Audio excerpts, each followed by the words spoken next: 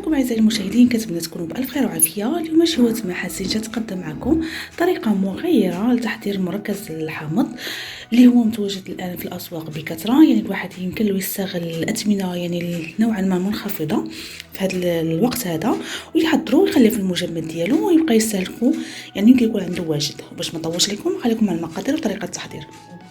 بالنسبه لهذا المركز ديال الحامض اللي ما غنطيبوهاش، غنستعملوا فيه هنايا حتى هو غنستعمل 2 ديال الكيلو ديال الحامض، وغنستعمل معاه كيلو ديال السكر. يعني الكميه ديال الحامض دائما نص ديالها ديال السكر، وهذا ما غنستعملش فيه الماء وغيكون يعني ما غنطيبوش، يعني غنخليه هكا خضر. يعني غنديرو بطريقه مغايره وخليكم دابا طريقه التحضير. حاجه غنقوم بها يعني غنحاول نقشر الحامض ديالي بهذه الطريقه، واما تحكوه يعني كيبقى لكم اختيار اللي جاكم سهله.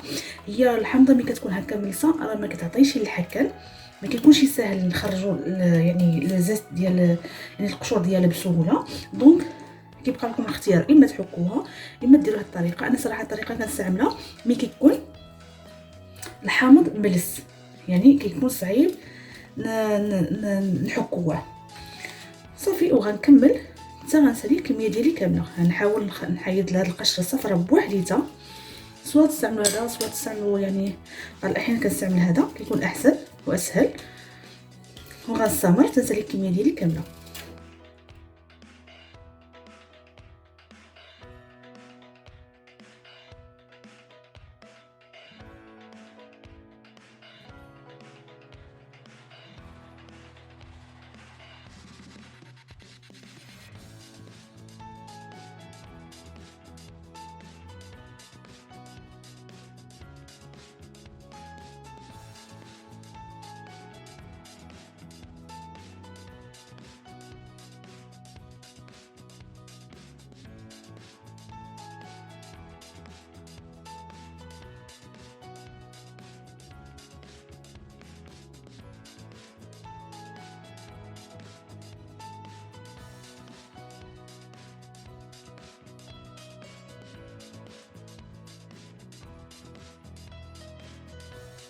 صافي بعد ما كملت التقشير يعني نحاول ناخذ غير الوجه الصفر ديال الحامض ديالي. هذا غنمر باش نطحنو وهذا غنمر باش نعصرو.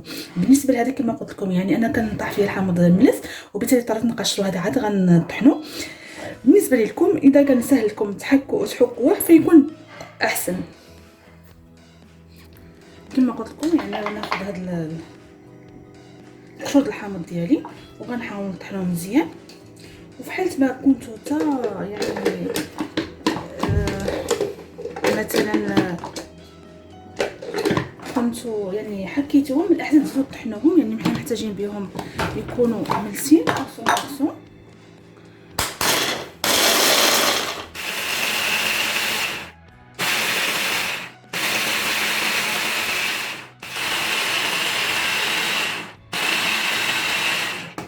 هكا كتحصلوا على مبشور الحامض بواحد الطريقه اللي هي بسيطه وسهله. غنزيد نطحنو. صراحه الرائحه يا سلام.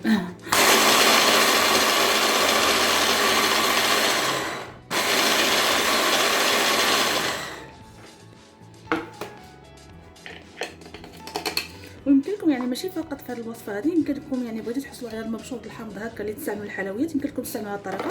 انتم كتشوفوا يعني كيجي سهل واحسن بكثير، وكيكون الحبوب ديالو متجانسه، ماشي بحال اللي كيكون كنحكوه يعني الحكان يعني شي كيجي كبير شي كيجي صغير وكيبقى يطلق الماء. بهذه الطريقه لا، مستمر تنسالي الكميه ديالها. الجميل في الوصفات ديال الحامض ملي كتكون كتوجدوا كتحس بواحد الانتعاش من الرائحه ديالو.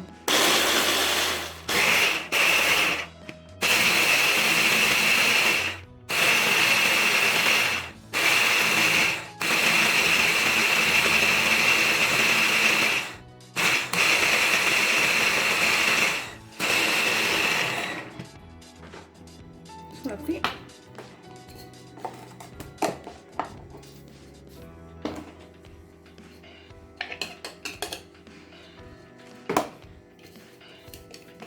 صافي غنحط هاد القشور ديال الحامض ديالي على جنب وغنمر باش نعصر الحامض ديالي.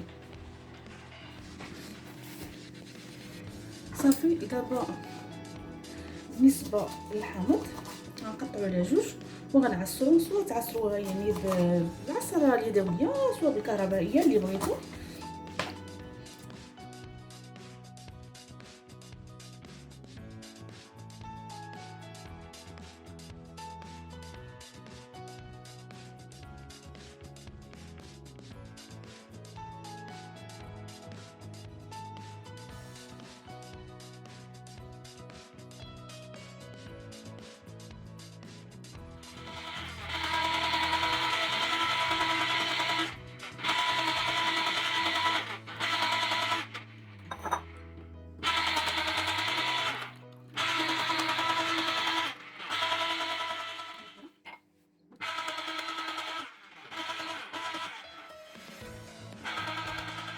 عصرت الحامض ديالي.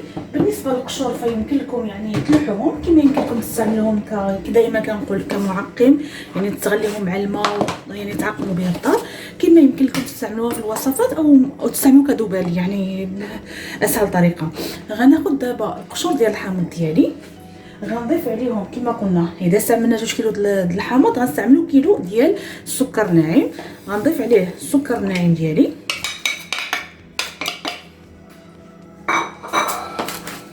غنحاول نحركو صافي، وغنضيف له ديك العصير ديال الحامض اللي عصرناه. انا كنستعمل شويه الحك صغير، مي هو غيذوب، من بعد ما غيذوب ما يبقاش هاد الحجم كامل صافي. وغنحاول نحركو حتى يبدا يذوب معايا السكر كما كتشوفوا. العمليه جد بسيطه وسهله. الحك جاني شويه صغير، غنبدل يعني غنحاول نصبو في اناء اخر اللي هو شويه غيكون واسع اللي غيسهل عليا التحريك ديالو. كما ظنيت السكر بقى يبارد. هذا باش غنسهل ديال التخليط ديالو كما كتشوفوا. نبقاو مره نحركوه ونخليوه ليله كامله حتى الغدا. عاد غنكملوا التتمه ديال تحضير الوصفه ديالنا. خليت العصير ديالي ليله كامله كما كتشوفوا. دابا غنمر باش نطحنو يعني الطحان هذا ديال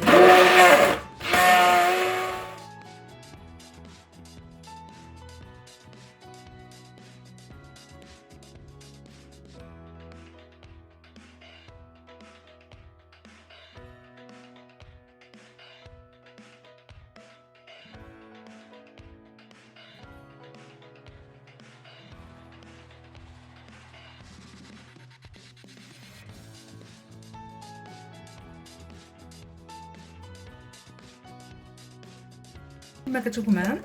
ها هو تطحن مزيان. واخا هيدا كنحاولوا ندوزوه في الصفايه باش نصفيوه، باش من بعد غنحتفظوا فيه، سواء تحتفظوا به يعني في بلاصيكات عاديه، وسواء تجمعوه مثلا ديروه في قوالب السيليكون باش يمكن لكم تجبدوا مغصوب مغصوب.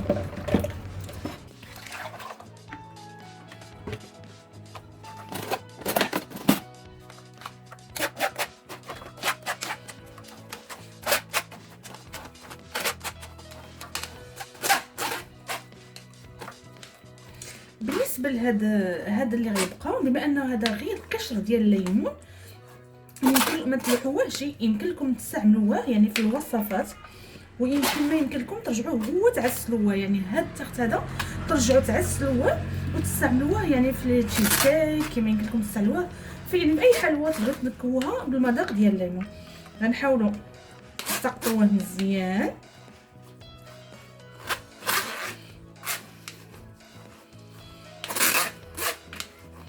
كما كتشوفوا صافي. وهكا نكونوا حصلنا على المركز ديال الحامض ديالنا. كما قلت لكم يعني يمكن لكم تستعملوه دابا هذا تهزوه ديروه في بلاستيكات عاديين، كما يمكن لكم ديروه في قوالب السيليكون باش يمكن لكم تجبدوا يعني غير قطع بقطع. كما قلت لكم انا التخت غنجمعوه، هذا غنستعملوه في الحلويات. لهاد العقده هذه ديال المركز ديال الحامض انا قياس ديال كاس، هاد يعني كاس من القطعه يعني كاس من العقده ديال الحامض. من بعد ما غنبغيها وغنديرو في الكونجيلاتور. يعني نحاول نديرها هكا.